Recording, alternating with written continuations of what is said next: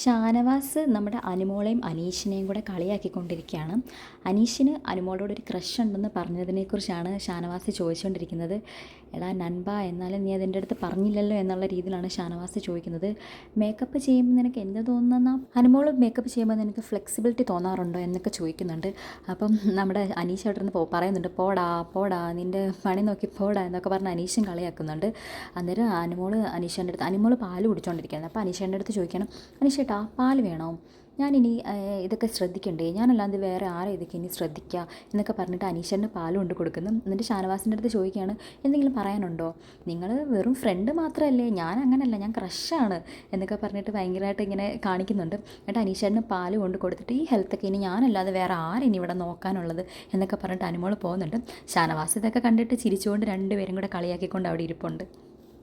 കൂടുതൽ ലൈവ് അപ്ഡേറ്റ്സിനായിട്ടും ഈ ചാനൽ ഒന്ന് സബ്സ്ക്രൈബ് ചെയ്യുക, അതേപോലെ ലൈക്ക് ചെയ്യുക, ഷെയർ ചെയ്യുക, കമൻറ്റ് ചെയ്യുക. നിങ്ങൾക്ക് പിന്നെ അനീഷിൻ്റെയും അതേപോലെ അനുമോളുടെയും കോംബോ ഒക്കെ ഇഷ്ടപ്പെടുന്നുണ്ടെങ്കിൽ അതിനെക്കുറിച്ച് ഒന്ന് കമൻറ്റ് ചെയ്യുക.